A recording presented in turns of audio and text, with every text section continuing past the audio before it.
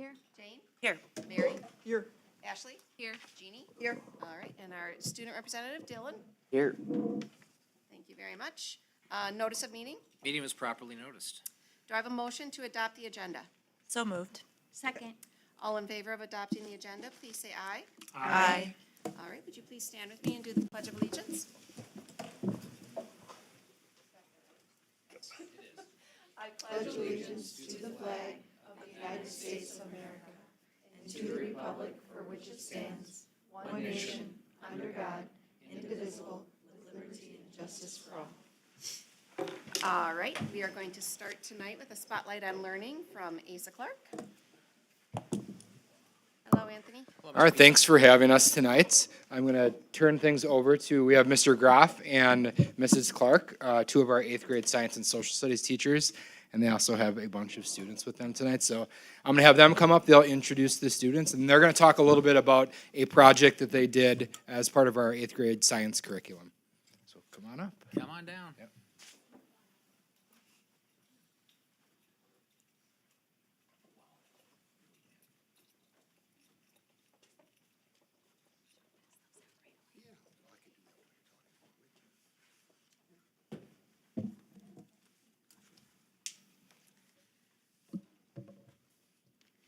Good evening, governing board members, Dr. Katie, administrators, and fellow community members here this evening.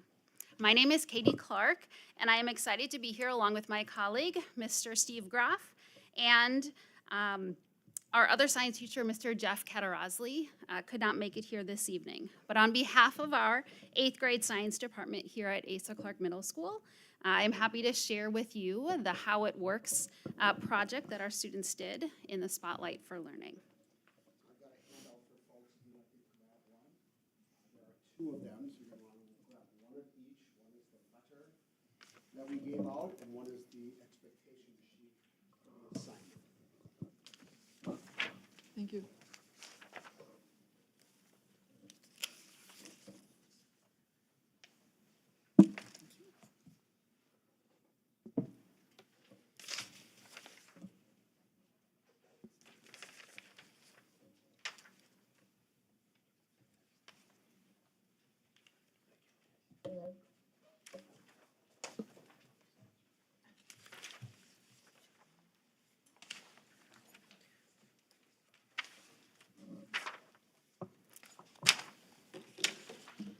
Before we begin, I would like to introduce the true stars of the presentation tonight, our amazing students who have joined us here this evening. I'd like to announce Elena Malo, Anusha Agarwal, Sasha Slavkin, Kavanjali Nikum, Evelyn Frisky, Austin Saxey, Hudson Bremberger, and Kyle Coonley. Our goal as an 8th grade science program is to help students understand the science, investigate and generate scientific explanations, and use science to explain the world around us. During our unit with thermal energy, students received a letter from Netflix asking students to help them save this innovative and beloved show, How It Works. Students were able to choose a common household device in which thermal energy played an important role. In small groups, the students had to research those devices, explain the science, and created a visual and video representation to present to their class.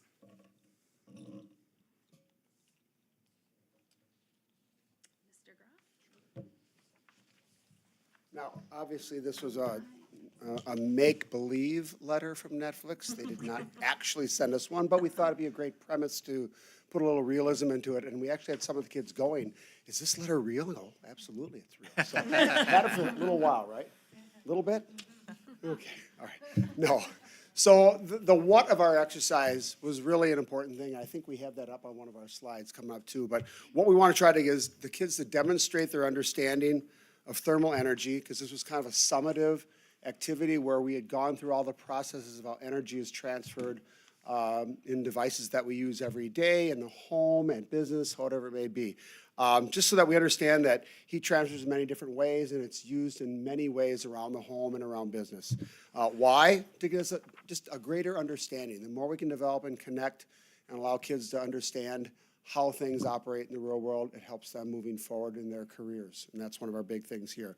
How are we going to do this? Well, create a video, some kind of a WeVideo form, a TikTok form video, a short form video that they're going to be able to present then to the students in a presentation share out method. And we decided rather than doing it right in front of the class, in front of everyone, we're going to let them meet in small groups and present amongst a small group of peers so the ability to be more comfortable and answer questions in a more personal way would be more adapted for this assignment.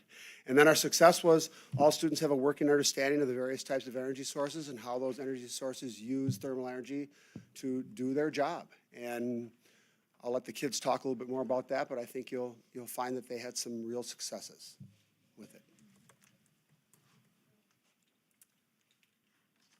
Like I mentioned earlier, our students are truly the shining stars in this project. And over the next couple of minutes, they're going to be sharing some information with you.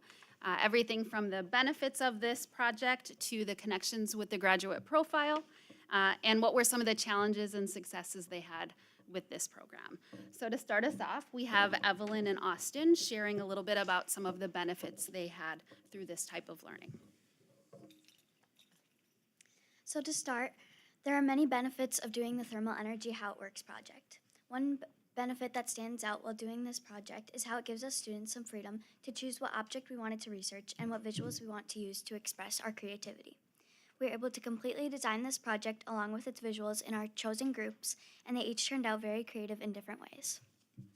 Another benefit was this project was it helped us explore new ways of learning, which included AI. This gave us more freedom and flexibility to show our learning in different ways.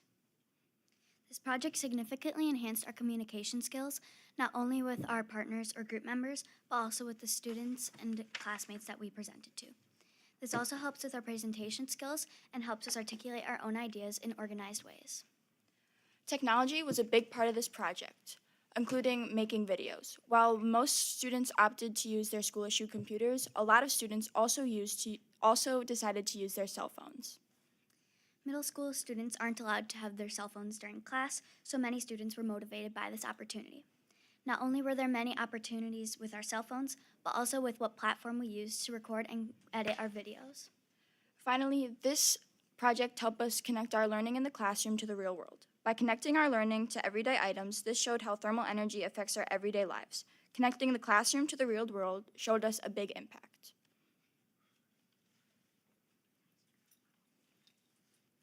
Hudson and Kyle will share with you how the graduate profile made some connections for them.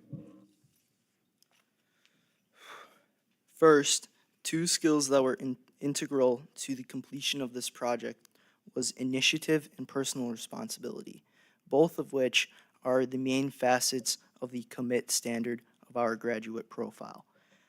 As for initiative was needed so that we were able to complete the project within the allotted time frame. For example, Kyle and I every day sat down with each other and created a goal for that day. This goal allowed us to complete the project within the allotted time. As for personal responsibility, at the time of this project, there was another long-term assignment that was due. Another example coming from me and Kyle was at the start of this project, we sat down with each other and decided that we would dedicate 100% of our class time to this project and that we would be completely focused on it so that we were able to get it done. Another benefit of this project was connecting with one another through teamwork and collaboration. This project couldn't have been done alone. This directly correlates to the connects part of the graduate profile because we were working together in groups and we needed to trust one another. A last skill that was needed to complete this project was adaptability. Adaptability is one of the main components of the create portion of our graduate profile. Adaptability was needed during this project because traditionally in science class, we represent our learning through a written analysis. But in this project, we needed two different visual representations. One had to be the video, which we have an example of later, and another one had to be another visual representation. So to complete this project in the correct manner, we had to adapt.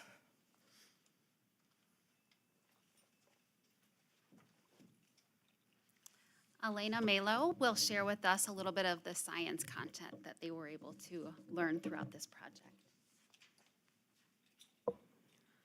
One of the main things we learned about were kinds of energy transfer. This includes convection, conduction, and radiation.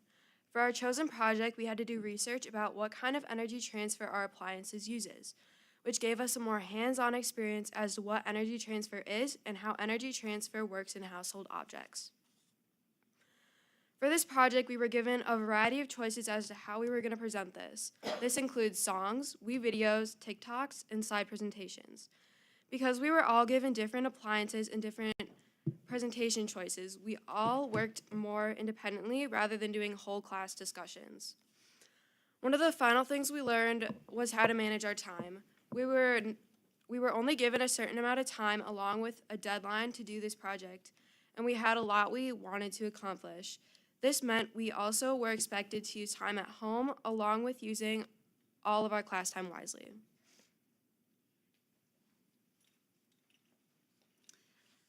Kavianjali, Sasha, and Anusha will be sharing just a little bit about some of the challenges and successes as they worked through this. One of the first challenges that we faced was early on in this project when we had to choose a topic to do for our project.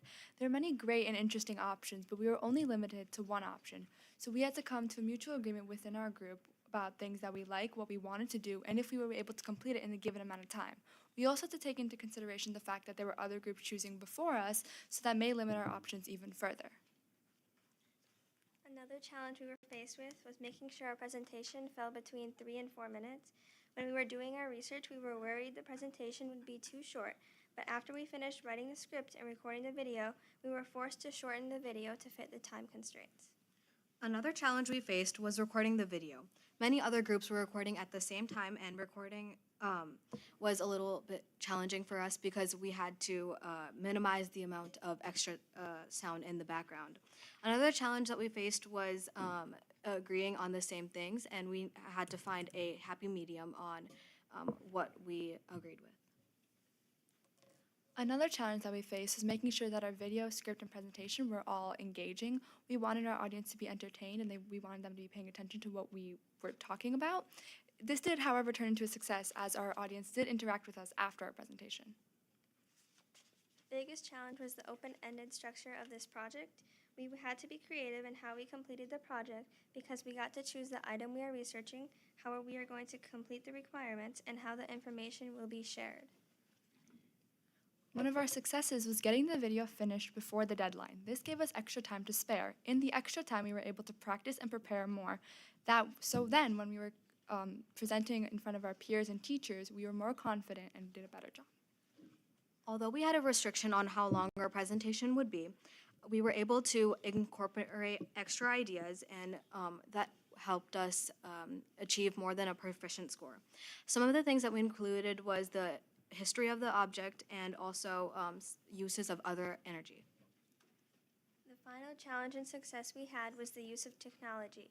We got to choose between Video on our Chromebooks or CapCut on our phones. Both provided challenges like editing, but we overcame them.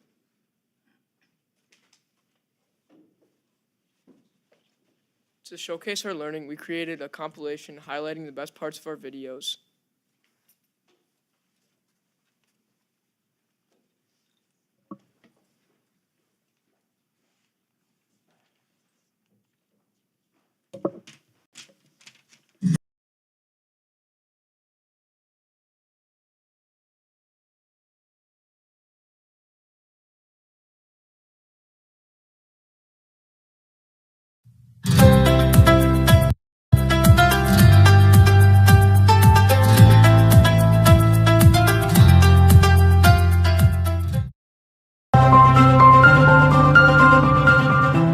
Spoiled food is never good, but thanks to the invention of the refrigerator, nobody has to worry about rotten food again. A refrigerator vents the heat out of it in order to keep the food fresh. Refrigerators use a closed system that relies on refrigerant that travels in coils throughout the fridge. Refrigerant is a cooling agent that absorbs heat and leaves cool air behind when passed through a compressor and evaporator. It fluctuates between a liquid or gas state as it goes through the refrigerator. Refrigerant separates the hot and cold air by absorbing the heat and carrying it away from the food in the refrigerator. In the 1900s, hot water heaters were all the rage because they were a lot more efficient, and there were only so many being manufactured, so these heaters became super popular. So now hot water heaters are something that is found in every home around the world, which is why we have hot water in our houses. But how does a hot water heater work? At the bottom of the metal cylinder there is a burner which creates fire from a gas connection. Cold water from a different outlet is then collected in the middle of the hot water heater. This cold water is then heated by the burner. The hot water is then risen to the top of the hot water heater, which then gets sucked up by a separate tube where the water gets transferred to places in your house like the shower, sink, washer and dishwasher. The sous vide starts by converting potential electrical energy from an outlet into electrical energy. This occurs when the power cord is plugged into an outlet. When the sous vide turns on, electrical energy heats the coil in the sous vide, forming thermal energy. When plugging in a waffle maker, electrical energy is generated. Underneath these cooking plates, there are metal coils. Vibrations from the heat become faster and faster until the heat is transferred onto the cooking plates. When the batter is put into the waffle maker, the thermal energy that has been generated heats up the waffle. This is a form of conduction because the waffle maker and the waffle batter are in direct contact with each other. The waffle maker is cooking underneath thermal energy heat.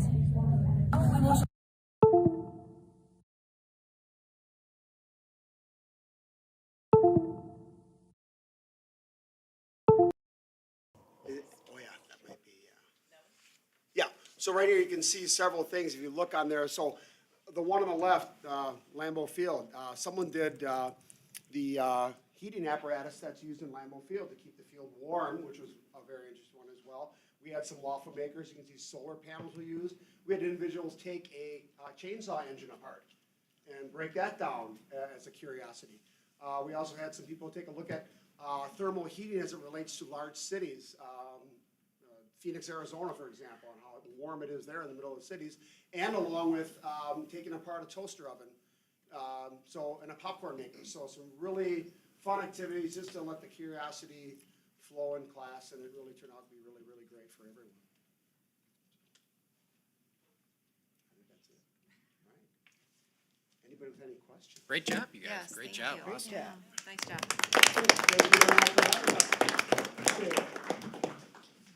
Anybody have any questions? For who did the water heater? Did one of these groups?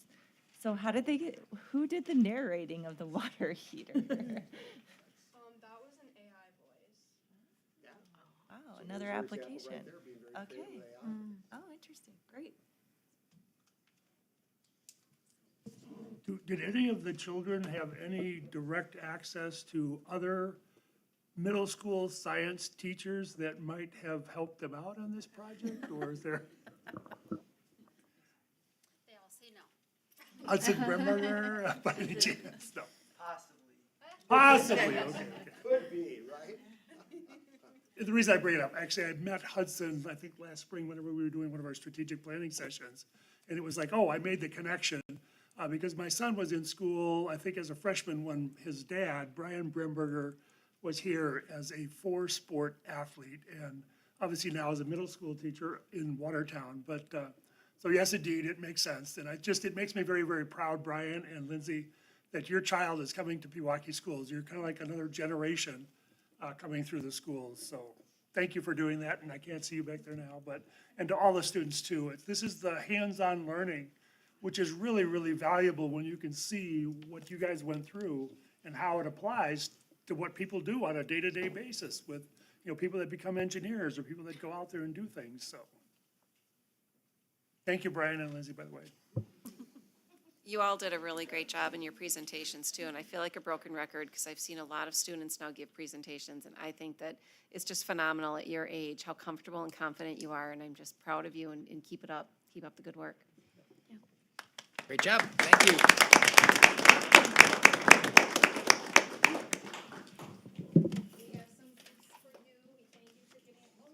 Hold on, not so fast.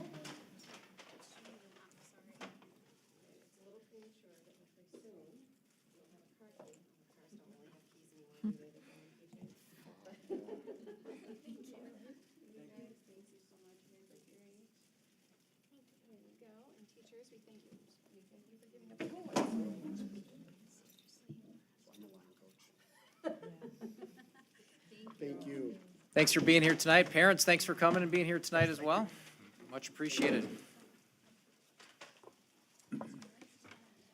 All right.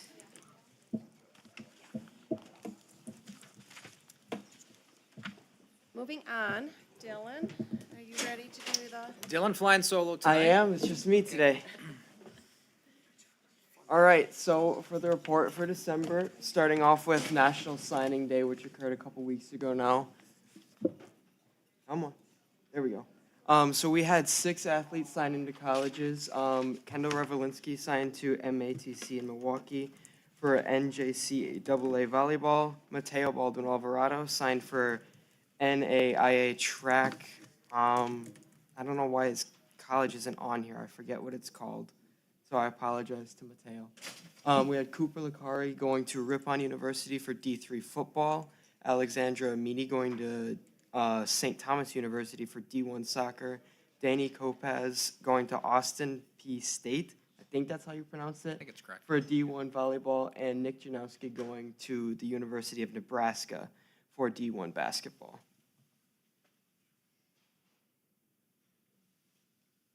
Then we had the PTO holiday kickoff, which took place on November 18th at PLE. So the students had the opportunity to meet Santa, do some family-friendly crafts that they could take home to celebrate Christmas. And they also got to have some cookies and cocoa to get in the festive spirit, as well as doing some face painting. So this is raising a lot of money for PTO, and just also a huge shout out to NHS volunteers who helped out with this a lot. Next, I just had some athletics and activities. So girls basketball is off to a hot start. They won their season opener 60-52 over 3-time consecutive state champ Notre Dame Academy. So that's a really good win to get under their belt. And Amy Tarian was nominated as an Our School Today Athlete of the Week, and she joined Pewaukee's very exclusive 1,000+ point club. I also wanted to shout out Student Senate for doing their gratitude challenges before Thanksgiving break. Students and I believe staff too received prizes. And we did a gratitude activity just to show our thankfulness for our teachers. And that was done around our lockers. So I don't know if you can see over there.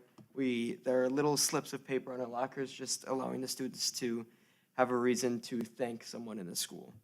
And then for the PHS Fall Play, they did Emma, which was a Jane Austen novel. There was a lot of great songs, a lot of talent all around in the play, and that also provided some good NHS volunteer opportunities. Finally, we just have salutes and recognitions. So first off, I wanted to salute Amy Tarian for joining the 1,000 Point Club and joining her brother as one of just 9 players in school history to be able to do that. Shout out to the Pewaukee PTO and volunteers for the PLE Christmas activity. Congratulations to all of the athletes that are signing to go play sports at college. That's really impressive. Shout out to Mr. Sevens and all of the play participants for putting on such a good production of Emma. And a last shout out to the CNA Insight program, because everyone in the program became eligible for the state exam. That's it. Thank you, Dylan. Thank you, Dylan. Good report. Thank you. Does anybody have any questions for Dylan? All right. Moving on, do we have any comments from citizens, Julie? I do not. Okay. Salutes and recognitions. Board, do you have anybody?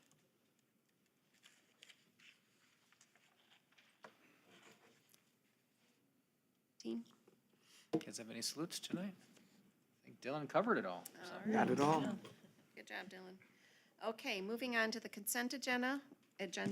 We have the minutes from our previous meetings, which was the November 20th board meeting. We had some correspondence in our packet, and we had a couple gifts. The wrestling received a gift from the youth wrestling program, and Generac gave money to the robotics. The Booster Club gave money to our aviation flight school costs. And finally, the PTO gave money to the PLE Horizon and Asa Clark Middle School. Do I have a motion to accept the consent agenda? Motion to approve the consent agenda as presented? Second. All in favor of accepting the consent agenda, please say aye. Aye. Any opposed?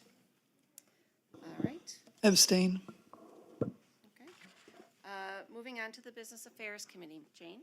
Yeah, Business Affairs met tonight, and Paul Franz from Baker Tilly was present with the independent auditor's report, and the audit report came through as an unmodified opinion.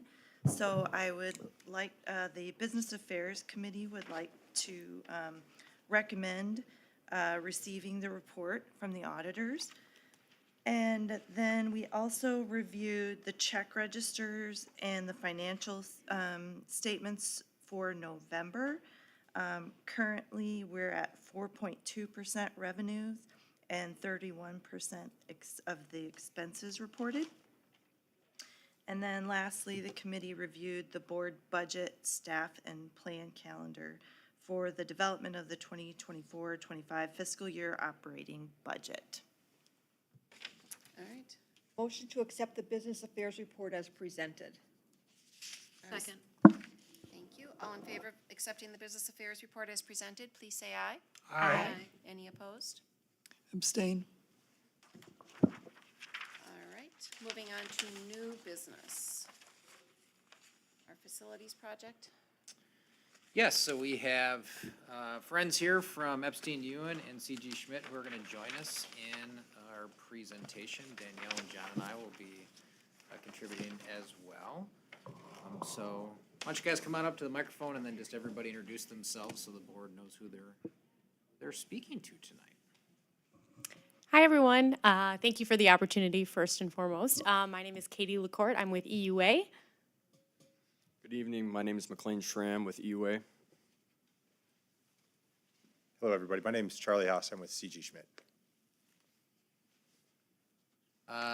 So tonight we're going to spend a little time talking about facility projects that we've been talking about actually for quite a while now. So I'm going to begin and kind of retrace a little bit of the timeline. So Julie, can we go to the next slide, please?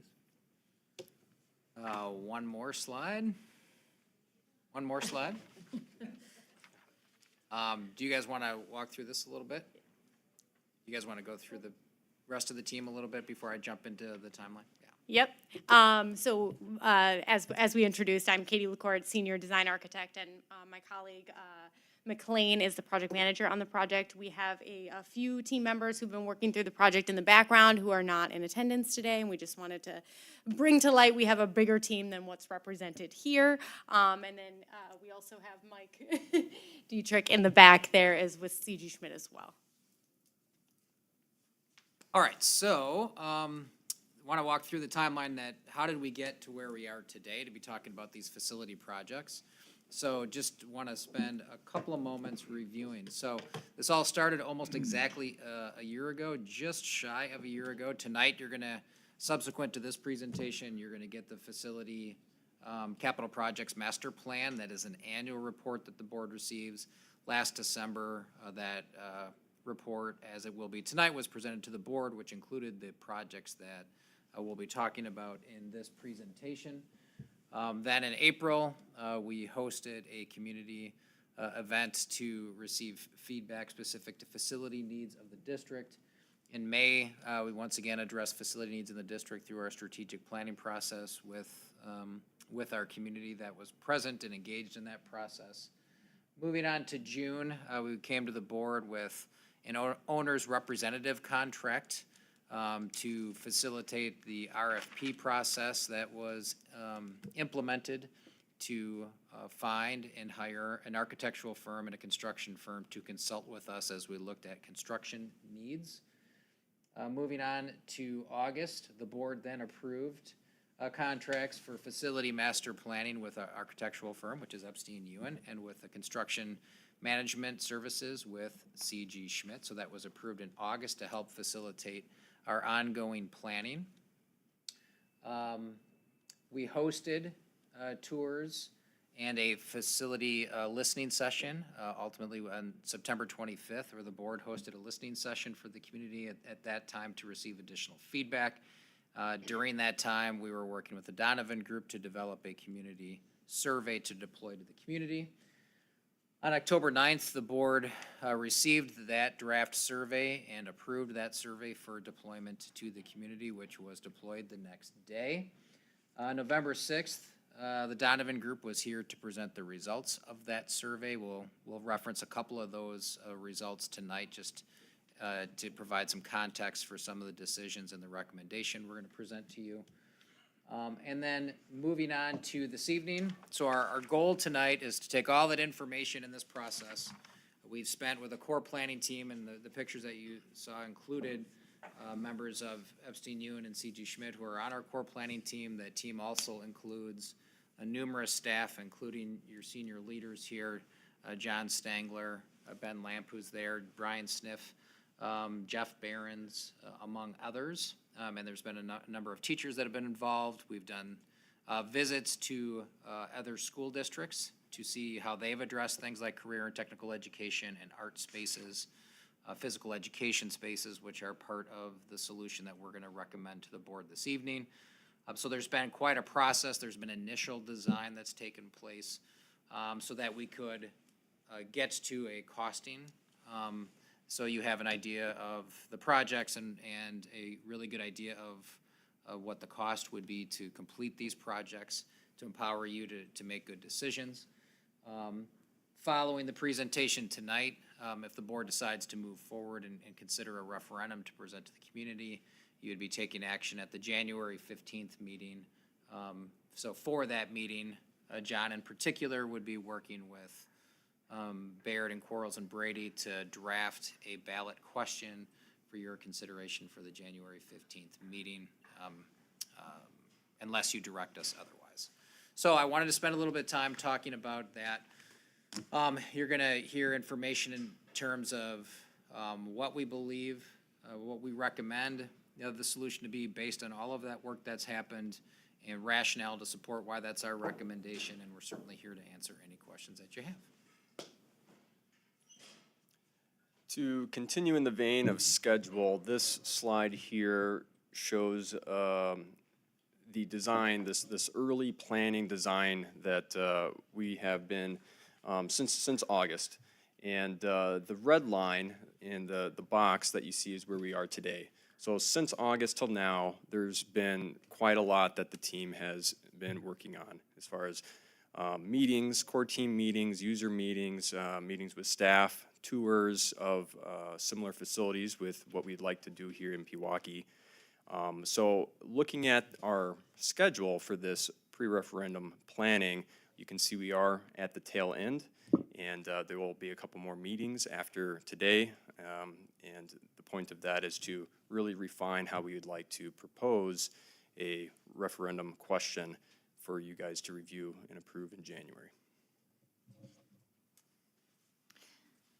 Yes, so we did a number of school tours in order to get some ideas around this. And so what we were looking for in our tours to help us with this next concept were things that aligned with our vision for this programming. And so from a curricular standpoint, the vision that we have for these spaces is really the same vision that we had when we looked at the revisions to Asa Clark a couple of years ago. So we actually took that vision and have continued to expand upon it. So, you know, things that are important to us from a learning environment standpoint is increased access to state-of-the-art technology that students are going to be using, not just here in high school, but in their years beyond us. We now have students coming to us. Our current 9th graders have been gone all the way through our middle school program and have certifications and training in a number of pieces of equipment. And right now, a lot of that equipment is sort of closed off to them here at the high school because they're contained inside of these classrooms, and so you have to be enrolled in those classes to access it, and we want to be able to broaden that access the same way that we did at the middle school. We also want to make sure that students have the opportunity to collaborate and connect with each other, not just in the classroom environments, but at other times during their time here in school as well. Practice those hands-on technology skills and really enhance and make sure that people understand that the trades and the technical skills that students can acquire are professional careers that they can potentially go into, and really highlight the innovation that we have happening throughout our system. And so with that in mind, we did a number of building tours, and you can sort of see here we did a stoplight analysis of what we liked and didn't like in the various systems that we went and saw. A lot of what we saw that we liked included the sizes of certain spaces, where we needed to increase floor space potentially, particularly like in our construction room. We don't have the floor space to actually construct things, which sort of is counterintuitive to the term construction class, as well as increased programming that we're seeing in like 3D art in particular, where we need more space for things like potter's wheels. And so we saw some nice examples of some spaces that would fit that. In Middleton in particular, we saw sort of this central hub idea where you'd have an open innovation center, much like we have at the middle school, an innovation center that's accessible to students throughout the day, all students. But then kind of offshoots from that are the courses that are most directly aligned. And so right now our small innovation hub is sort of down a dark hallway, and teachers that use it regularly are pretty far removed from it, some of them all the way across on the other side of the building. And so having students go access that space is difficult. And so being able to have those cross connections to allow cross curricular opportunities as well as access to that innovation hub. We saw some examples of that in Middleton that we really liked. And really just a better definition of the spaces and the relationships to the spaces that we feel are necessary for the programming that we're developing through our curriculum process. And so this is just sort of a further analysis of our existing size of some of our rooms, and then what we saw in some of these other spaces. Some are bigger, some are smaller, some we thought were too big, and some we thought were too small. You get a little bit of everything based on what the programming needs are, right? There are some programming components that other schools have that we don't have, and things that we have, like our graphic arts program is not something that we saw in other systems, as that's fairly unique to us with our relationship to Quad and other graphics programming in our area. And so we were able to take then both the layouts of those environments as well as the general square footage of those to really identify what we felt like were the most appropriate settings. When you're talking about CTE spaces, you can't just talk about the four walls of a classroom the way we talk about general classrooms. General classrooms are pretty easy to say. They're roughly 1,000 square feet to fit roughly 30 students and desks or tables and stuff, and it's pretty mathematical how you do it. CTE spaces are pretty different from that based on our programming needs and potential expansions that we would want to see happen. So we were able to right size based on all the things that we saw. Danielle, can you just mention so the board knows what KRAI is? Yeah, so this is actually, it was a STEAM high school academy in Florida. I happened to be in Orlando for an aviation conference that was pre-planned when we started doing this work, and Katie had worked with her previous company on this CTE high school that was just a short drive from Orlando. And so after the conference, I took advantage of already being there and going, and Katie met me there, and we were able to tour that facility. So that was an all CTE high school, so really helpful for us to identify some spaces from that. That's a pretty amazing space. All right. Well, thanks for the rundown, Danielle, on all of the homework we've done as a group to date to really get this right. You know, in addition to the quantitative homework, we have also done some qualitative homework beyond just doing tours of other facilities that are similar and pulled kind of successes and failures of other schools and pulled them into this current endeavor. So the first step, you know, is, as Danielle mentioned, we analyzed the square footages of what we have in the current facilities here and compared them to the other facilities in terms of sizes. We also we also took some square footages for the indoor multi-purpose facility. You'll notice we've X'd this out as we've took the feedback from the survey and incorporated that. And I'll let Mike talk a little bit about that before we move on. Yeah, just to kind of refresh from the survey. So, you know, I want to give you context as to why the recommendation you're going to see is the recommendation. So when we looked at the results from our community, there was very strong support for CTE, for us to address CTE facility needs. Going back to that, 87% of all respondents said they would vote yes on a referendum question to address CTE facility needs at Pewaukee High School. And then when we use that weighted formula that you remember Perry and Joe talking about when they presented, it's about 74% of that weighted group, which more heavily weights individuals who are not directly affiliated with the school system, agreed that they would support a referendum in regards to improving the career and technical education facility at the high school. Then we get into dollar amounts. We saw very strong support at that $24 million level. 82% of all respondents said they would support at that number, and the weighted group was at 69% would support that. So moving to, as we went up to remember we had other options. You could see in the previous slide, talked about the multi-use facility being X'd out. It's our recommendation, even though it was a little over half of those surveyed would have supported the $42 million option. To include that piece, we felt that the clear priority in this is the learning spaces as well as those maintenance projects. And so it's a part of this recommendation. Core to this recommendation is that we focus on the maintenance projects and on the career tech ed art spaces as the priority. And using that feedback from the community, that's what we've been focused on. And then as we went up to that $48 million option, it dropped below 50%. I think it was a 46% it says here. So we need to listen to the community. We asked for a reason because we want to know what they support. And then as we get into the design, considering the very strong support for addressing CTE needs, the $48 million option you saw here included a more robust renovation of that CTE as a part of it, but a large driver of the differentiation and cost from that $24 million number was that multi-use facility.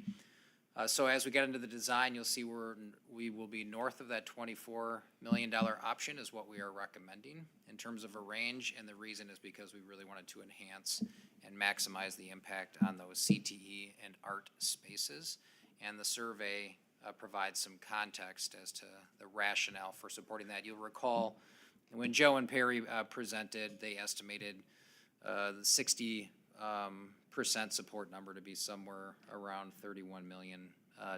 So we're recommending something that's been below that in respecting what we heard from our community, and at the same time bringing a recommendation that we think does things right if we're really going to address these facilities in this building.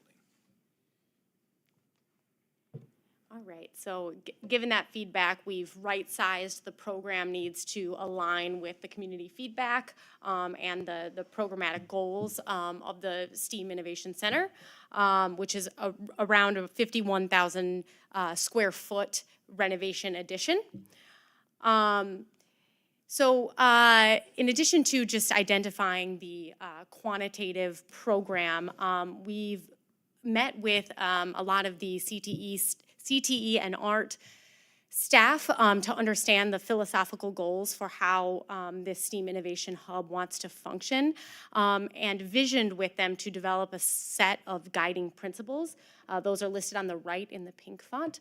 And those really surrounded flexibility, interdisciplinary collaboration, visibility, access, and both visibility and access would then lead to increased participation through inspiring curiosity. And then lastly, the integration of community and industry partners. We also looked to kind of create a visionary diagram that took those guiding principles and tried to create space out of them. And that is what's illustrated in the orange bubble diagram. It's this idea of these concentric circles. Starting at the center of the concentric circles is this innovation hub, this really universal space that incorporates pieces and parts of all departments, that a space where they can all come together. On the outermost of the concentric circles is the more specialized instructional space. So those would be the individual CTE spaces that all then feed into the Innovation Center. And then between those two is this kind of unique thing to Pewaukee that we've established is desired. This kind of interstitial zone where it's more specialized equipment associated with each individual CTE or STEAM program, but is available and accessible to the universal student. So let's say an art student wants access to a saw in the construction CTE lab. They are able to kind of go into this zone and utilize it and are safely supervised to do so because they're kind of in that interstitial zone. And then on the left and the right of this kind of concentric circle approach, you'll see arrows that connect to the school and to the community.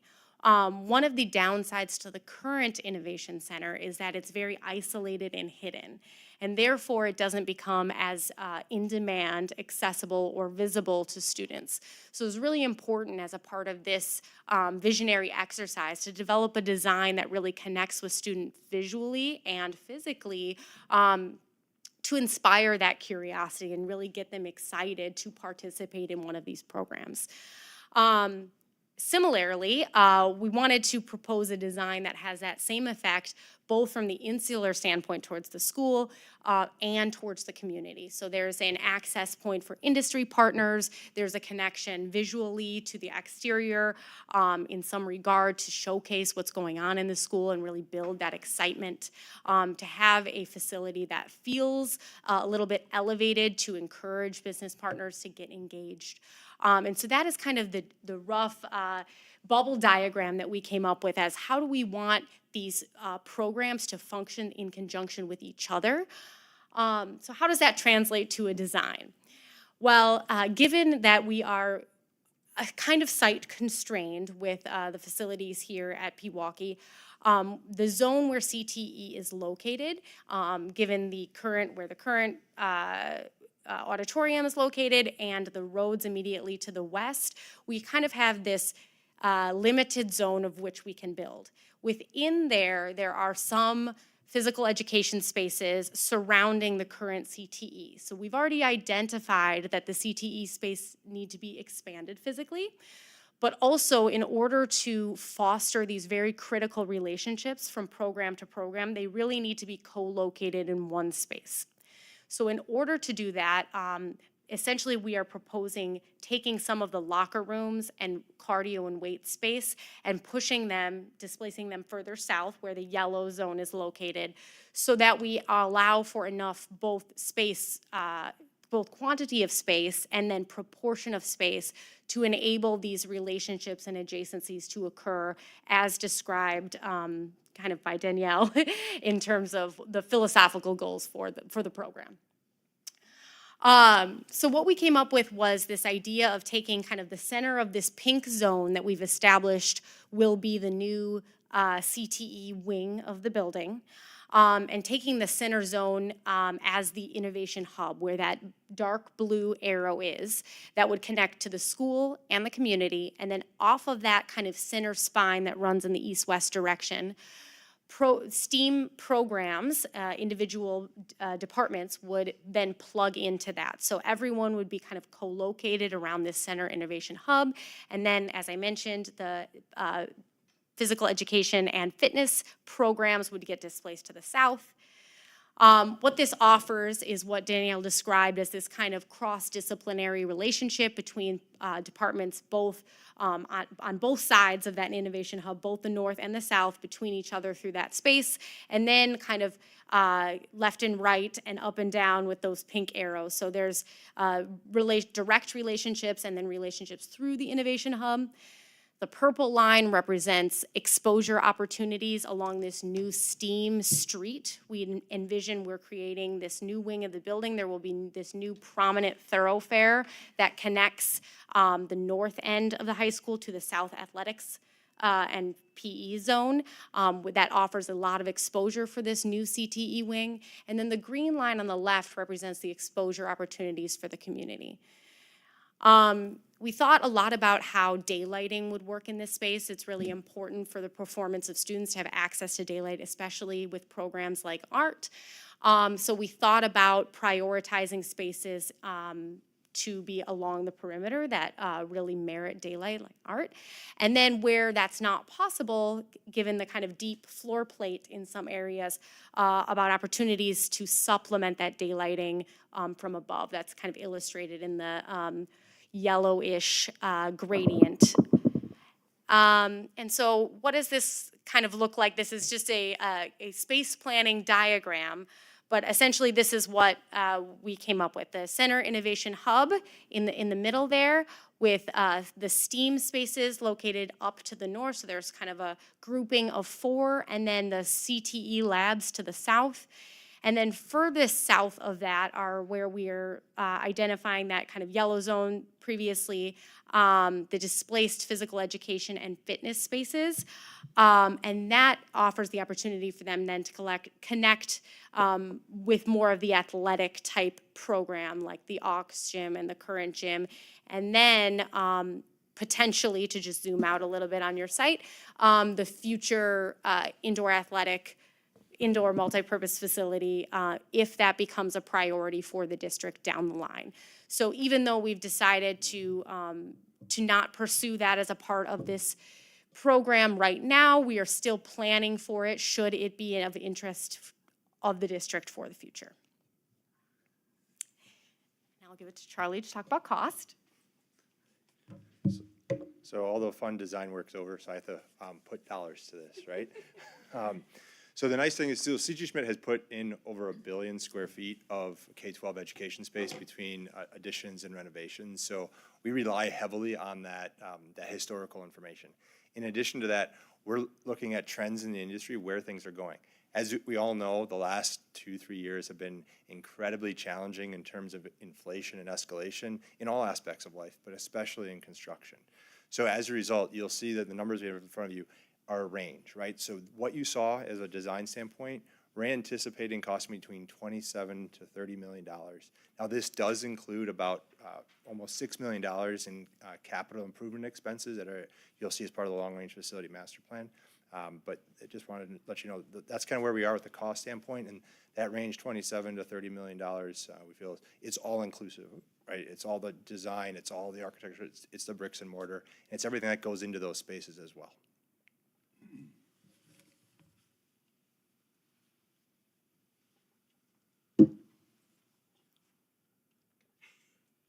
So for the tax impact, when we look at calculating the tax impact, we did this when we did the survey itself. We gave preliminary estimates of what the tax impact would be.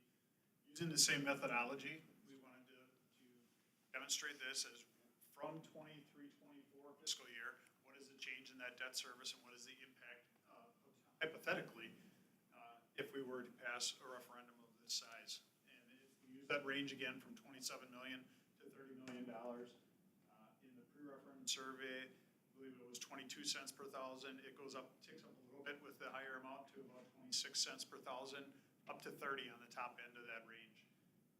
Really conservative on estimates on the tax impact. The estimates include interest rates of about 5.5%, which are higher than they are right now. And based on the timing of the issuance of the debt, that would be potentially lower.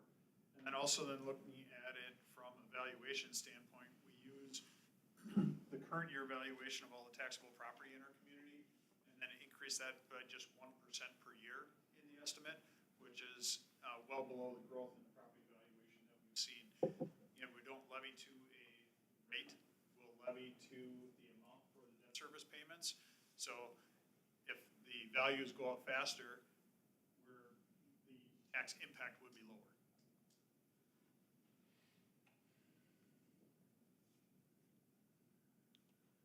All right, so that's, that gives you the presentation in terms of the recommended solution and the related detail.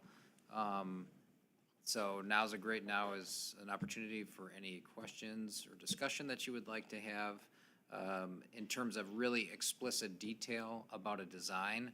The explicit detail, like, you know, what color is this gonna be and what equipment would, all that comes post-referendum, right? At this point, we need to be able to drill into cost. In January, you would have an exact number, right? So when you say there's a range right now, there's still some work to be done between now and January 15th. There would be a ballot question with an explicit number that we continue to refine and would be certain that the projects that we're going to do would be completed for that amount or less. So any questions or discussion that you would like to have? And we have lots of people here who can answer them for you. Larry? To start out with, can you go back to the slide with the cost on it, the ranges? Yeah, this one. So can you kind of walk us through a little bit more of the detail? And I think if I heard you correctly, the owner CIP items, those are items, John, that need to be done whether we have a referendum or not, right? So we're packaging that into this 27 or $30 million package, right? So that's almost like a given amount of expenditures, potentially. Yeah, those are those roofing replacements we've talked about, air handling units. There's a solar installation that's a part of that we've discussed, and flooring replacement at Horizon. So things that are on the capital improvements plan that have been folded in, and this is, I've always heard like between 5.6 and $6 million, kind of in that range. So the other one, and again, this probably comes back to you, John, with the site work. The site work involves relocating some utilities. Can you tell us what that actually translates to? Potentially, we have to explore a couple of things. So in the area over there where CT is, that's one of the main feeds into the building, into our fire system. So we'd have to relocate that booster pump that's in that area. There's some site drainage, some stormwater that runs through that area along the back of the parking lot that would potentially have to be relocated on the south end of the building. Which drainage system does that go into? It's run by the.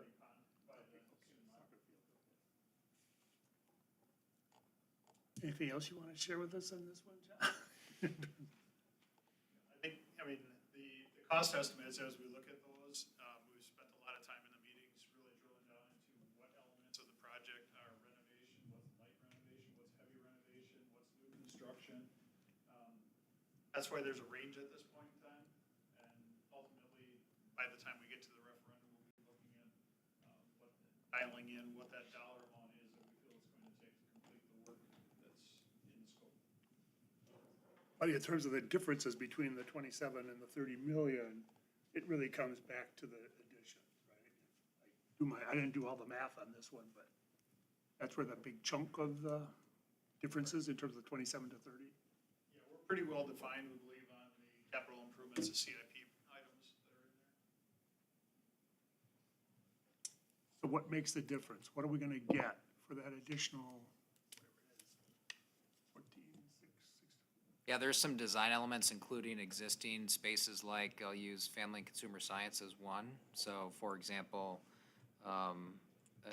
one of the things that we're discussing, and we haven't made decisions on for the final design recommendation, is moving the current culinary space to a new location and renovating classrooms and moving that to a different part of the building. So things like that. So because remember, you're going to be vacating some spaces. So you're going to have the engineering classrooms, right, would go into this new location. Do you do something different with those? There's a number of design options that we're still working through as well. So all those things would have a cost. I mean, the culinary arts needs ventilations to the roof. And that's been examined Sort as of well have, for yeah, the possible locations. 3 options, right? And so the venting is sort of an element of that we have to consider. I think the variance, rather than what are we gonna get or not gonna get, the variance in the pricing is a function of the timing and the process of where we're at. We're in conceptual design. What are the elements that we wanna have included in here? How are they gonna fit together in pieces?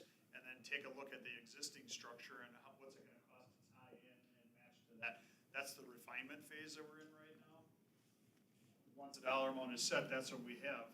The actual engineering and all of that other work that really defines the what we're going to have occurs after that time.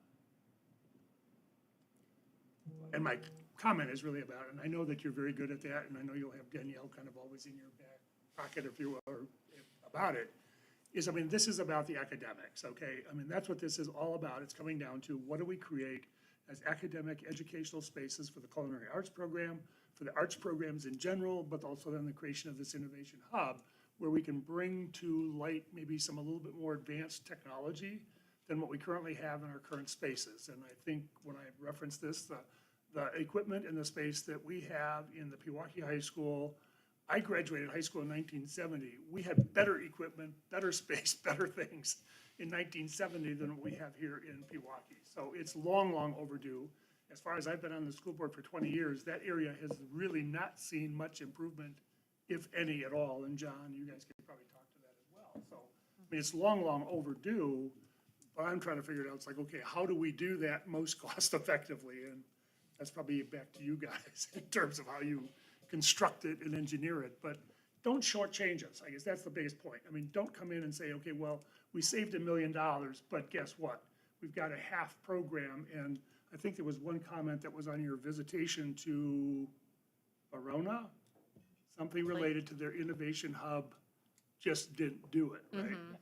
And I think what we've seen here in ASA, that innovation hub is a big part of the success, right? I mean, that's an opportunity for the kids to interact and do things in a different kind of way, and it's run very well. So Yeah. how do we create that at the high school level? Right, exactly. We have a large number of non-CTE staff members and students who are accessing the Innovation Hub in the middle school, and even our high school one that is down a dark hallway in a corner hard to find. And Ben Lamp does an incredible job of working with staff and students in both buildings to bring that to life. And so being able to create a space where not just CTE, but all students and all staff have access to that is really critical, you know, for the work that we want to have students be able to do. I mean, like you saw tonight in the spotlight, right? That's a good example of students who, you know, from a content standpoint, to me, are doing really great things, you know. We want to encourage that. Yeah, this is, it's a exciting opportunity that you have to consider. Obviously the curricular areas we've talked a lot about is art and CTE, and there's going to be clear improvements for physical education as well. And I always try to point out that the physical education facilities at Pewaukee High School are really also Asa Clark's facilities, because we share 612. There's the one gymnasium at Asa, but with that connection downstairs, they're over here using these gyms and spaces too. So with those displaced facilities, there will be some really nice opportunities to enhance physical education as well. So you've got 3 curricular areas that are being heavily impacted by this.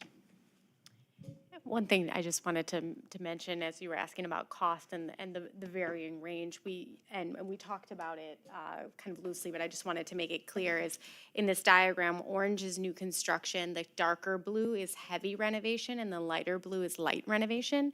And so you'll notice the primary amount of this new wing is new construction. And that is because as we started to analyze the existing space, the concrete masonry walls, it is all very fixed in a certain orientation, and there would be challenges to renovating it. Giving it a skinny addition on the west side wasn't going to be transformative enough in terms of orienting the correct programs and the correct arrangement to really get out of it what we were trying to get out of it philosophically. And so, you know, we could renovate in that way, but it almost would be more costly than just tearing it down and building anew, and allowing for a kind of a free structure of columns and beams versus load-bearing masonry walls that allows for future flexibility and adaptability for whatever programs you want to offer in the future, whether it's something that allows for AI or whatever the future careers are. Really designing a space that offers that future flexibility was important. In the spaces that you identified as new, there's like nothing above those at this Correct. point. So when we're really kind of tearing down a wall and then allowing ourselves to create a more functional, workable space, right? Exactly. Yep. There's a portion that has something above it. Yes, I wonder what that is. Right. I'll point that out. The black dotted line in this diagram illustrates where the wrestling room, and there's one classroom above. However, we have planned in the cost to raise the floor of the wrestling room so that it is on the same level of the second floor, which allows for a little bit more freedom and flexibility in what goes underneath it in terms of ceiling height. But additionally, it gives you then an ADA compliant wrestling room, so that's fully accessible. So that is planned in the cost. And so there are some things like this from a conceptual design standpoint are challenging to put an exact dollar amount on. So while we've talked about it at length with CG at this level, they have some volatility or, you know, some fluff in their numbers to just better understand existing conditions, what the exact design is going to be. And that is what our effort is going to be going forward, just really trying to refine that to the best of our ability at this stage to put forth a number that we feel comfortable with, that we really can build what we want to within that constraint. Yeah, and that's an example of, talked about being cost effective, and Brent and Ashley were here for the Learning Walk this week, and we did take advantage of that to go down in those spaces and see those really low ceilings, and I mean, that, which is the old main gym balcony, that's where the wrestling room is, because the rest of the old main gym is now our auditorium, right? And if you go to that switchback staircase, you go up some stairs and then back up to the second floor, it's kind of, it's several feet short of that second floor. You can only get it through stairs right now. What this does is it leaves that space available to future, we talked about other kinds of flexibility. And I never, you know, having been through a few of these, you never want to handcuff the future by decisions you're making now. So now that space is level with the second floor, it's ADA compliant, that can be transformed into classrooms. And this is far less expensive than removing it entirely and building that facility somewhere else. And that was one of the things as we looked at different options that reduced the cost of this plan. So we can get the kinds of facilities that we think are going to serve our students really well in a more cost-effective manner. Raising the floor. Yeah, probably, someone said 2.5, 3 feet, something like that. And it has high ceilings in there now. The rope climbs in the room won't be as challenging. But you'd still have that whole footprint for that space to be used for wrestling or other kinds of activities. But now it's flush with that first floor, and you don't have to try to go build a separate facility to replace that. Danielle, you kind of referenced this, but I just want to confirm. So you talked about like having a construction room that is not big enough to construct things. Right. We heard from the robotics group. I'm assuming that's kind of been factored in here, that it will actually be spaces that, like the robotics group, can also use functionally. Yes, to build both spaces in the CT lab spaces and Innovation Hub would have available space, as well as actually down in some of the new physical education and fitness spaces, there'll be some more open areas that would allow, with high ceilings, that would allow for things like cheer and palms to practice in, as well as robotics. We could fly our drones indoors and stuff. So yeah, all of those have been factored in. We're still working through, obviously, again, those design details around where exactly is a storage closet going to go for robotics and things like that. But that's just walls that we work through as we get into more of the design details. So I'm trying to envision this design, which I think is incredible because we're using all the space that we possibly can to the west to give us the most available space for these programs, which is needed. But I'm just trying to imagine in my head, is this space completely open? We talked something about, like a central hallway with some light that could come in. Is there like a hallway that goes, the length of this entire area, or is it just very open? I'm trying to just envision it. Yeah, I think we're still working through the design, but the idea would be you come down this new Steam Street. I don't know if you can kind of see where I'm pointing with the laser. You could either enter the Innovation Hub directly and imagine an Innovation Hub that's very glassy upon the entry, and then a very glassy glass garage doors or something of the sort that opens up to the individual labs. And then potentially glass out to the exterior. So it would be a very daylit filled space with visibility to the broader school via some glazing and then to the individual spaces. But that Innovation Hub itself is substantial in size. So there would be some zones within it, not walled off zones likely, but different zones of different configurations of equipment, furniture, things like this. Yeah, and then there would also be, you kind of see there's a hallway in the middle of the STEAM spaces. So there's the current hallway from the west wing there, the 190 classrooms there next to that lighter blue. So that hallway, which is already a nice width, would actually then extend straight through into those classrooms that are there. That would also go into the Innovation Hub. So you sort of have two access points inside the school to get to the Innovation Hub. And so that would, that extension of that hallway into that space too, I think is gonna make it feel all like one school versus like the West Wing add-on and then this add-on. Yes. It was very important to us to kind of connect to existing corridors in these very compact high schools. We've learned that have kind of zigzagging corridors. It can be very confusing from a wayfinding standpoint. To make clean, clear circulation that's well designated and has great wayfinding will be important to really direct students of where to go. And so that was part of the design in terms of that, connecting both of those corridors to the existing.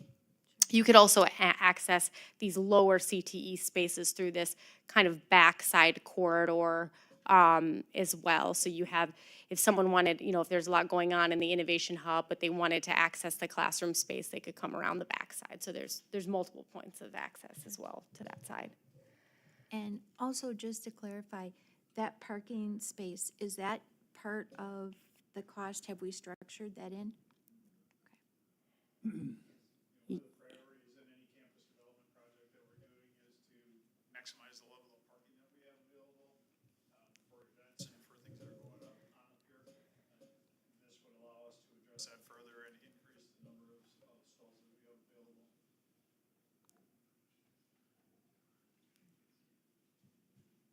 There's one more. So in the blue, the culinary, and again, that's the area where we'd have to make sure that the access to this roof, right, in terms of the ventilation. Yeah. But will they still be able to continue, because I think they do like a morning something or other, like sale? Yeah, so their existing classroom, right now, our thought will be is that there's kind of, that classroom used to actually be two classrooms, and you could essentially still have one half of it be the prep for the cafe that they have, and we already have all the equipment in that section of it. The other half could be used as classroom space or turn it into something else. We haven't exactly identified what that would be yet. But they would still be, plus then on the, if we ultimately choose for it to be on this corner, we haven't made a final decision on that yet. But that, again, that corner is right there as you're coming in, heading back to the gyms. I mean, that would really highlight, and again, that would be a commercial culinary kitchen that would really highlight that program, as if you recall when you walk by that right now, it's a giant brick wall and stuff where the trophy cases used to be. And again, but because the culinary program, I mean, it's kind of like they need to do their hands-on kind of stuff too. And it's one thing if you're cooking it for your students in the classroom, but if they're actually having a sellable or saleable kind of a product, that's kind of their work, right? It's like their hands-on Right, experience. programmatically, we're looking at, because ASA has also a culinary kitchen, it's just down this hall and around the corner. That's also what we call a residential one, like your classic sort of home ec, and right now that's what our one here at the high school is as well. We would continue to keep the one at ASA as that residential programming, again, that early preparation that students would have for those basic home dishes type of thing, whereas the high school then would become a commercial industrial career prep culinary kitchen, and so really that step up in the programming, which in many ways we're doing already with our Pro Start program, but we're doing it in again, with spaces and equipment that aren't really designed for that. And whoever does the communication, I think some of those things, if you can kind of pull that out and kind of put those like little nuggets in terms of some of the things that are associated with what we get out of these spaces from an educational, academic, and an experience kind of setup will be great. I mean, obviously Miranda and Danielle, if you guys could do that, that'd be Yep. helpful. Anyone else? Thank you. Very thorough. Appreciate your work. Thank you. Thank you very much for your time tonight. And then bring the gang back together, right? If Mike comes back in. That's right. The gang's back together. The I gang's guess. back together on the construction side. Okay, moving on to the long-range facility plan. Take a minute to introduce this before we let John loose on this, and just to bring context again. So each year we bring this long-range capital project plan back to the board for update. Things change over a year. This is really one of the first steps in that budgeting process for the district. Having the board members have an awareness of where we stand on the capital projects. What do we see not only in the next fiscal year, the next 3 to 5 years, 7 years, even up to the next 10 years? What are those big ticket items that potentially could be appearing in an annual budget or need to be addressed? You'll see some new items on the plan as we go through that John will highlight. Some of these things, when you put your refrigerator, we talked earlier about refrigerators when the middle schoolers were here.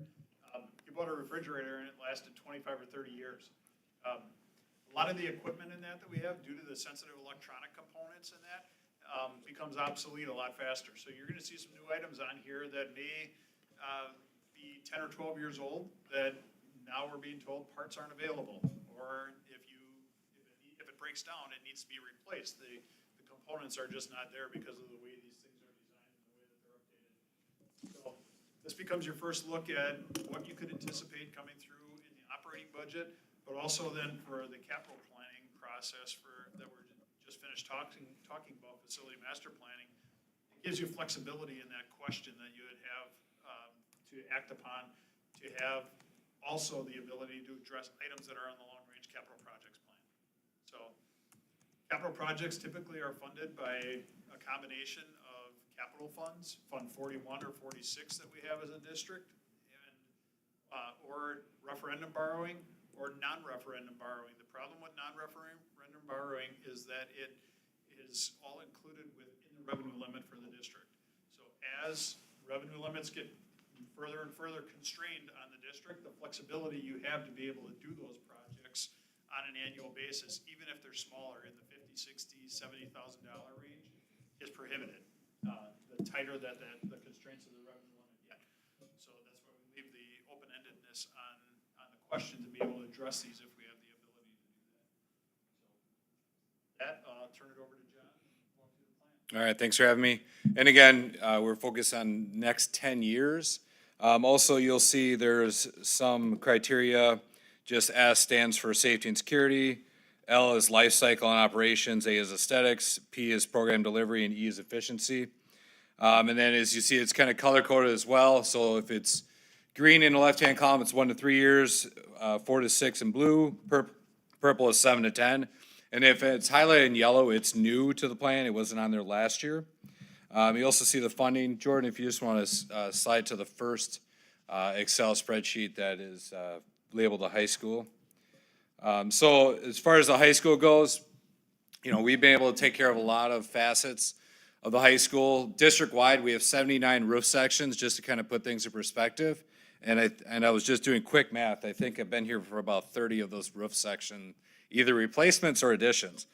But as we go kind of through the high school there's a couple of items, say the auditorium. The auditorium is 11 years old. The amplifier, and it's more the head end that needs to be replaced.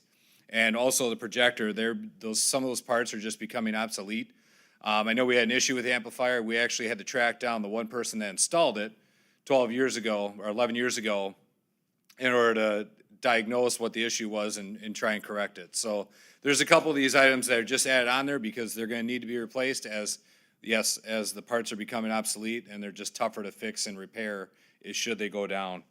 Also, there's an auxiliary gym, the north wall of the auxiliary gym. It's not the roof section itself, it's the wall of it's the north wall of the auxiliary gym that's above that hallway. So we have some leaking above some of those tile because of the wall. So we're gonna need to just seal that wall. That's on there. And also, going back to roof section number 8, that's above the existing auditorium, old gymnasium. That's gonna be, that's not still 9-10 years out. But again, the goal of this plan is to try and limit the surprises and kind of give you a heads up of like, here's what's on the horizon. Here's what's could be coming up within the next 10 years.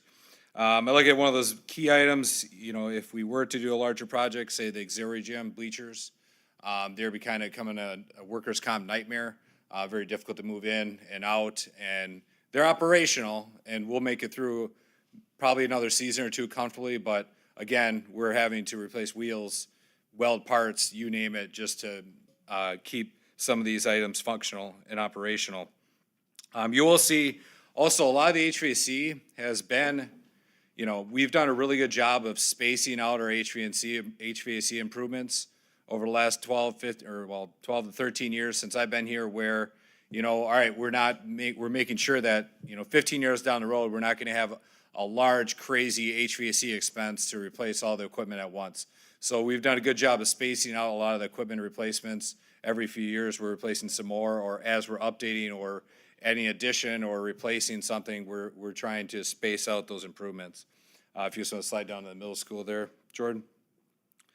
Also at the middle school, you can see a lot of the items were replaced with the most recent large project, but we have a fire door that needs to be replaced, and also say there's some flooring in the existing face classroom that'll need to be replaced as well. A lot of the VCT tile that you see that's the little bit that's left is at 226 and ASA, and then Horizon, they have a 25-year life cycle where, it just starts to crack, deteriorate, break apart, and you're having to patch and, patch colors and patch tile just to make it functional. But otherwise, from the middle school's perspective, there's not a whole lot of items on there. I do have the solar as on the middle school, just because when we will be looking at solar, we're gonna be putting it on the newest roofs. It makes the most sense from a cost-effective standpoint and also a replacement schedule standpoint to pick the newest roofs to put the solar on. You never really wanna put, solar on a roof that you're gonna replace in 7 or 8 years. It makes no sense because you're gonna have to take it all off and put it back on, and then the panels would, go through 2 life cycles almost of the roof. If you wanna slide down to Horizon, please.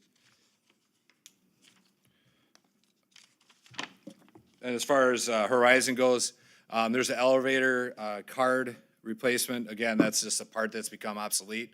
It's a cart that, the elevator cart's 20 years old. It was installed in 2002, so it's just, the part's becoming obsolete, and we're gonna have to look at replacing it because they don't make those parts anymore. So that's why it's on there. But it's getting to the point where it's deteriorating, just needs to be replaced. We also have, a few other items like say the intercom. It's operational and it's functional and it's working, but down the road, we're gonna have to look at replacing that, and then we just update it with the same intercom system we put in all the other buildings. So that's the only one that doesn't have a newer intercom system, but all the other buildings have newer intercoms and fire alarm systems in them. Don't have any other questions or rising if you want to slide to PLE.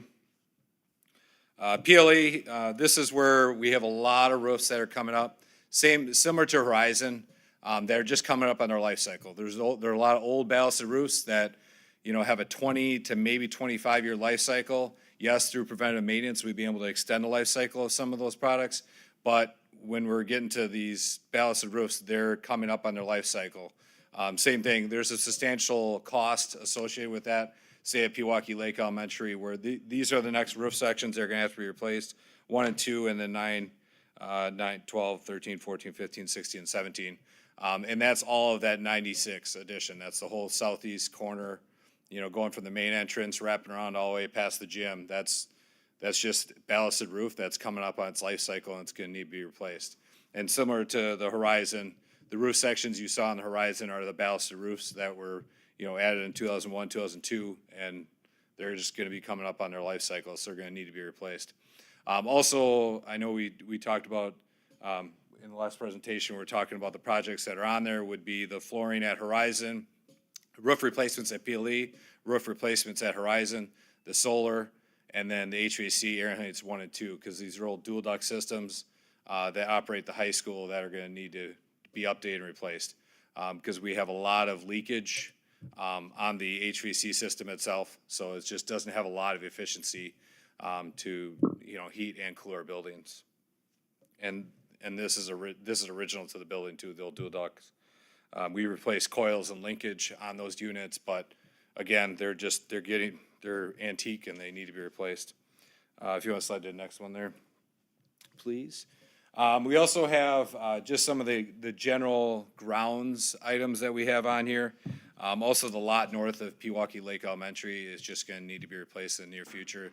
Starting to fail. We've done some patches and a little bit of replacement just to extend the life cycle of that. And then also the track and the turf are going to end up coming up here in the near future too. I do have years attached to them. We could probably make it a year longer than those, but it's going to be tough. Just because, like say, the structural spray will need to be applied to a track. If you're along the visiting sideline of football, you'll be able to see the track is kind of shadowing through. The original track is shadowing through. The track is holding up quite well, but again, it's just going to need another structural spray that's going to make it last another 5 to 7 years before we have to do anything else to that. And also from a turf replacement, we're on year 11. Usually they say 8 to 10 years is pretty good for turf, and we've been taking care of it. We also track the hours that are spent on it. And our coaches have done a great job of rotating activities on there too. Coaches and teachers have done a great job of rotating the activities on that turf to extend the life cycle of that turf. So we're expecting to get easily close to 13 years out of that turf, which is a great life cycle for the turf nowadays. And then also on the bottom, you'll see this is just the roofing kind of broken out. Just to list out all the roofing and how much it does cost and, where we have some of those roofs within the next 5 years, just to kind of give you a quick little snapshot of solely roofing to break it up. Any questions I can answer on the long-term capital projects plan?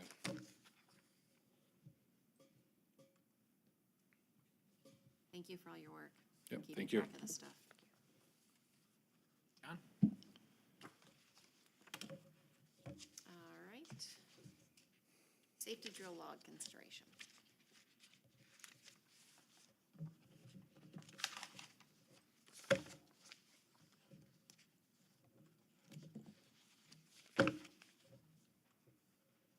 You ready to move on?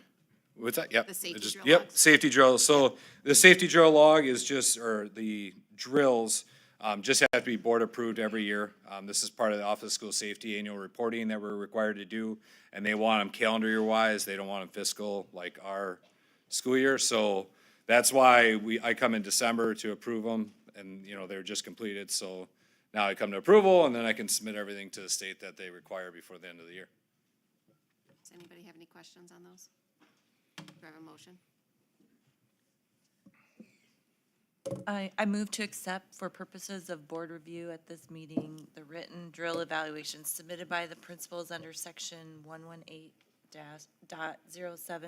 CP of the state statutes from Pewaukee Lake Elementary, Horizon Elementary, Asa Clark Middle School, and Pewaukee High School as listed.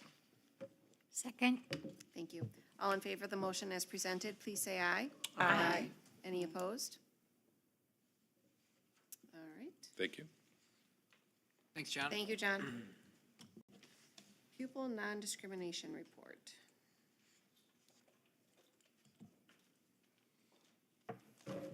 Good evening, everybody.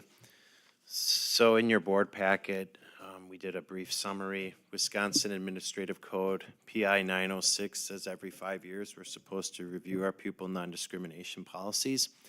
As a result, we put together a group of parents, students, staff, community members to review our policies, procedures, and practices. And the committee did a great job of identifying our strengths and identifying items that we need to work on. One of the things that was really positive about the Pewaukee School District is how embedded our practices are. We had the dates and the times in which policies were reviewed. We were able to demonstrate where students sign their handbooks and the parents sign the handbooks and employees sign the employee handbook. A lot of really positive processes. We were able to weave it through our 6 core work systems and which work systems and strategic planning initiatives were carried out over the last 5 years. And it was really refreshing to see how when we do strategic planning, the things that we talk about and the things that we value are carried out and actually come to fruition. And some of the examples of that would be the school social worker. That is integral in our community in supporting our McKinney-Vento and our homeless students. Our continuous improvement coordinator that has coordinated a mentorship program that is bar none and just phenomenal to support our students as they embark on a career exploration and really identifying what they're going to do and the strands of insight. Case in point, tonight, the potential referendum and the renovation of structures that will support the teaching and learning of students moving forward with the 21st century. Our committee members were very, very impressed with our graduate profile. Having contribute, create, compete, connect, commit, and care are 6 core competencies that our kids are living and growing. But then tying it through to PLE, where kids are asked key questions on their welfare and how they're doing, and the teachers can identify kids that may need additional support, refer them to the social worker, having site-based school psychologists, and in addition to that, satellite clinics that are servicing over 60 kids here in the Pewaukee School District. These are all initiatives that were driven by senior leadership, the administrative cabinet. We discussed this at team meetings and cabinet meetings and supported by this great school board. So I greatly appreciate it. But there's nothing better than reviewing something that was skipped during COVID and recognizing that we stayed on track. The train didn't veer off. We continued to review our policies. We continued to carry out our initiatives, even though there was a period of time where we were not in session.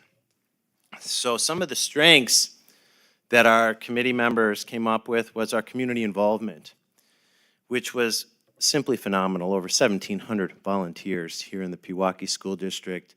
Over 668 hours volunteers have logged with students and supporting the Pewaukee community.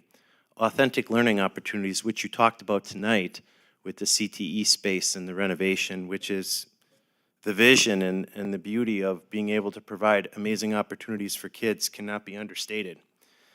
Opportunity for improvement, though.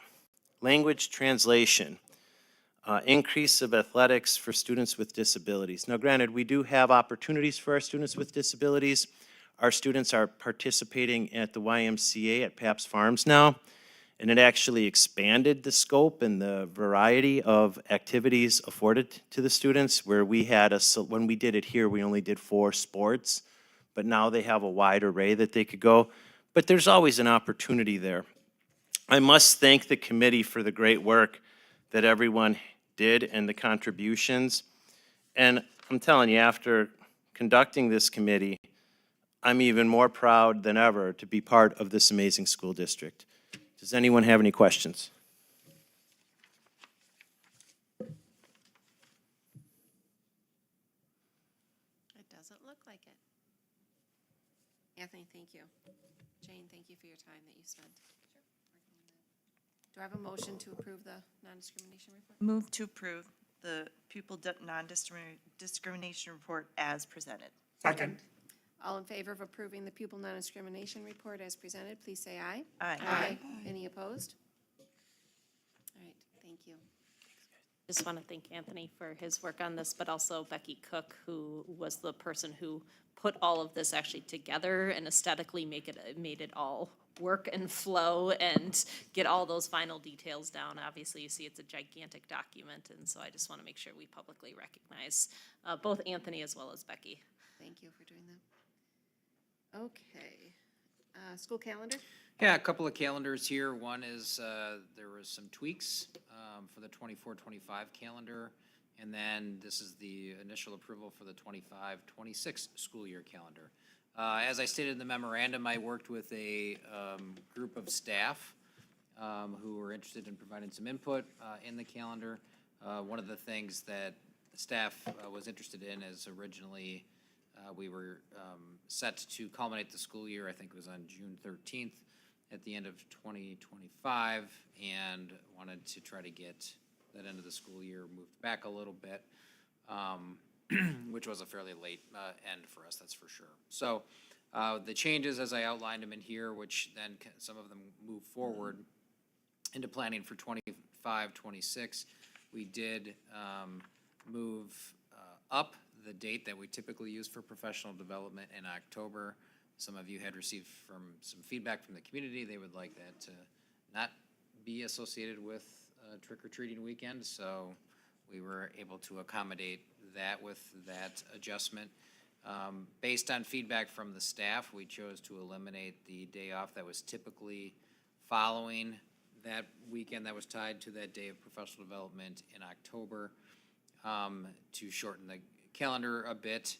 And then what happens there is that it is paired with a day of parent conferences where students are engaged in asynchronous learning activities that day. So it counts as a student contact day while students are working virtually. Parents are able to do conferences virtually as well. So we know our families value opportunities to take extended weekends. They could still do a 4-day weekend if that's what they wanted for their family, even with the elimination of that additional day off the following week. So that's an adjustment that is a little bit of a move from what we've done in the past into these two calendars. Another change that came with the recommendation of the staff, we do observe Martin Luther King Day for our students. That is an off day for students. It had also been an off day for staff, and then professional development was a week later in the month. We combined Martin Luther King Day with a professional development day for staff. So it's still observed for students, but we're using that for PD for staff. That eliminated an additional off day in January, which helped us, again, condense the calendar a little bit.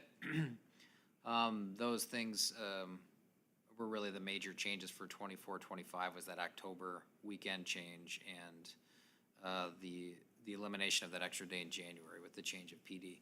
25-26 really lays out fairly ideally for a calendar. As you know, we can't start a school year prior to September 1st, and we're able to start 25-26 right on September 2nd in terms of where that falls. And that's a year based on just kind of how everything lays out. We can culminate the year on Friday, June 5th, which is a nice time to finish. So that worked out pretty well there. So anyway, you have these details in the memorandum. Be happy to take any questions. Otherwise, I would seek a motion and action for approval of these calendars so we can get these published for our families. Any questions or comments? All right. Thank you for your work on that. Do I have a motion? Move to approve the updated 2024-25 school calendar and the 2025-26 calendar. Second. All in favor of the motion as presented, please say aye. Aye. Any opposed? All right. Thank you. Okay. Health insurance broker. So, refresh the board a little bit in a way to manage our cost and try to manage our benefit program available to our staff. In the past year, we moved to self-funding our health insurance as a district, as an entity. Part of that transition was get up and running, get the plan going, see our data, and know where we can go. As part of this transition now, we're looking at utilizing that data to improve some decision-making on what our plan offering is and how we're managing the cost of that element of our benefit program. We have made the election that we would look to see what is available, who's available as a broker that would be able to guide us through that evolution of our plan design and our offering. So we went out to RFP, analyzed, everybody who submitted had the opportunity to come in and present to the panel to review this, and then followed up with reference checks with all existing K-12 clients that they had identified and other ones that we knew of, along with looking at private and public sector employers that work with several of these vendors. Throughout the process, we were thoroughly impressed. We invited the best of the best around to come and provide us with information, which makes a decision very challenging, but ultimately, at the end of the day, we had a decision of where we have a decision of where we feel moving forward we would be in the best interest, and that is to contract with H&I effective January 1st to broker, to manage our health plan offering. Any questions?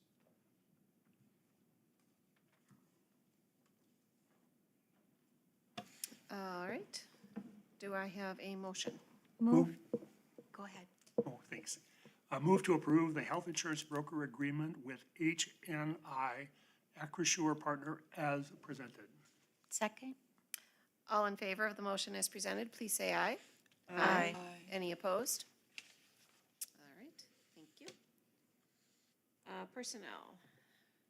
We have one resignation and one hire or employment at this time, and they're connected. Beginning with resignation, Heather Pratt, special education teacher from Ace Clark Middle School, has resigned. We have received her liquidated damages, which is outlined in your information. So I'd seek your approval of the resignation of Heather Pratt. So moved. Second? All in favor of the motion to accept the resignation of Heather Pratt as presented, please say aye. Aye. Any opposed?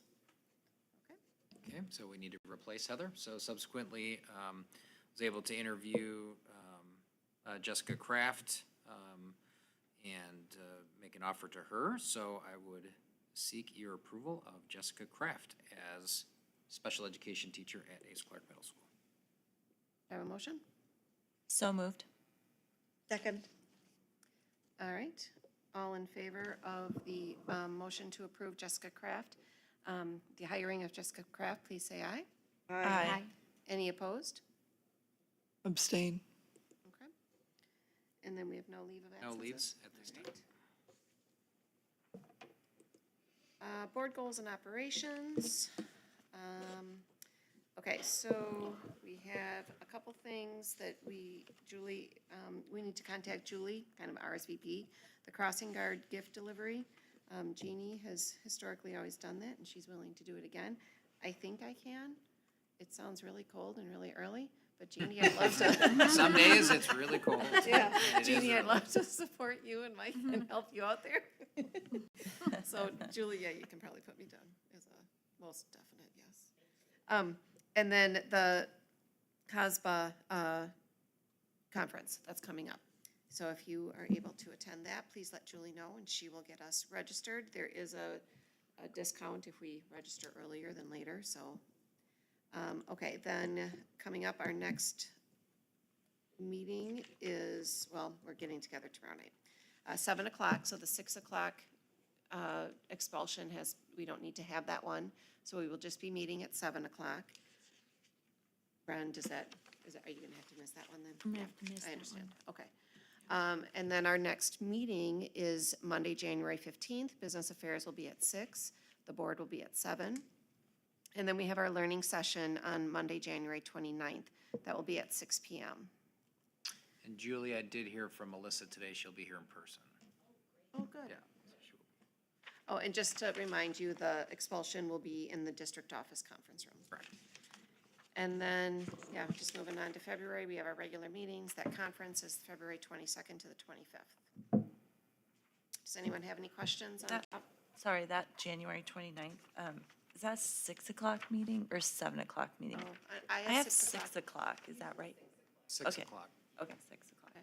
Is that a regular board meeting? That is a learning session, not a regular board meeting. So that'll be related to the board self-evaluation. Candace presents historical data on the board self-evaluation. And then Dr. Matarazzo from Suter Education attends, and she just facilitates this is something we've done annually, board superintendent relationship discussion. What is the length of that kind of meeting? I'm sorry, what? How long is it? How long is it? I'm sorry, Mike. Probably about an hour and a half, 2 hours. Yeah, I was gonna say 2 hours. No business. No board business outside of, Other than Mary, it is one of the sessions where we will go through the board evaluation survey that were completed, and it's something that Candace has done for us for a number of years. And it's designed to kind of give us a self-reflection of what we're doing in terms of, from a board perspective, in terms of serving our community. So I think it's one of those where when you think about what we try to do as a collective board, it makes sense for you to participate in that activity if all possible. I would encourage you to. Because it's a chance for us to dialogue as board members without the normal business meeting kinds of things that we deal with, and also forces us to have a conversation with Mike in terms of his communication and our communication back and forth and working relationships with him too. So I hope you can attend if possible. Oh, certainly. Looking ahead, the March 4th is also labeled in that regard. Is that a similar no business, just learning? correct. That's Okay. and both of these, and these are good questions, Mary, both of these are related to board goals that were established by the Board Goals Committee at the start of the year. So one is about board superintendent relationships, that's what the one on the 29th is. And the other is about emerging technologies and artificial intelligence, and this is a board learning session that Danielle and I'm guessing Rachel and others will be providing opportunities to learn about those emerging technologies. So those are tied to those board goals, yes, but not a regular meeting. And then, oh, go ahead. And just for the record, they are open meetings, so if any potential board member candidates want to step forward with it, they're more than welcome to join us. That's right, Matt. One thing I would suggest, I think it might be most conducive to have these at the district office conference room. I think last couple times we did them in the library, but I think that kind of goes back to that might even go back to when we were socially distancing. I think it's probably a better presentation space in that district office conference room. Okay, and then finally, we have the holiday celebration on December 21st. Jane, yeah, going somewhere warm, a little Yes. jealous. But I hope everybody's able to join us, even if it's just for a short time, come in. Stacy, I just saw on CASBA's website that our presentation at CASBA is February 25th from 9:45 to 10:45. Okay. So for those of you What day was considering it? attending, So that's the Sunday, right? Sunday, February 25th, 9:45 to 10:45. It's the last conference Session. breakout before the closing general session. Okay. Okay.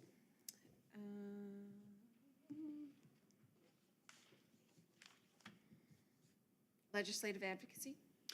Not a lot, except I'd reached out to Senator Kappenga's office. I did hear back from his aide, Jen, I want to say Jen is her name, and she is going to get back to me some dates. He has a very full calendar, but she's going to come and meet with us, which is great. So she was very happy to do so. So John and Danielle and I will make that work in our calendars to meet with her and talk about issues affecting the district. So I can share out when that is if you have some interest in joining us. I would like to. Yep. Thank you. Okay. WSA meeting tomorrow. Yes. Yeah, there is the SWSA general meeting is tomorrow morning, and that is virtual.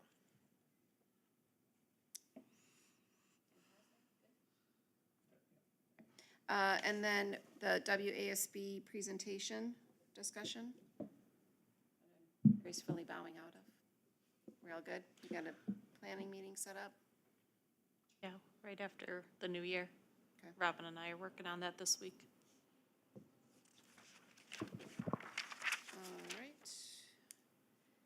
And then the final item on our list is the resolution review and discussion. It was one of the things I think Julie had linked out there. Yep. It's a document that's produced by the WASB Policy and Resolutions Committee. And then there's the official vote on the actual resolutions as they summarize them, I guess, occurs at the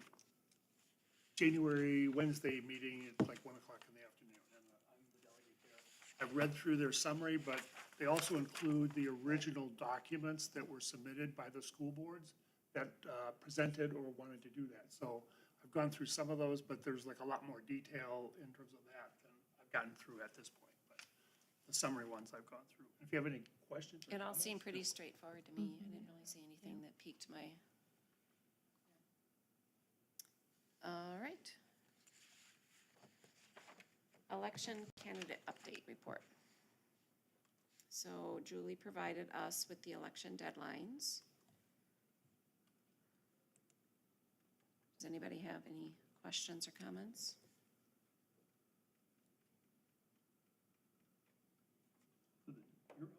I am up.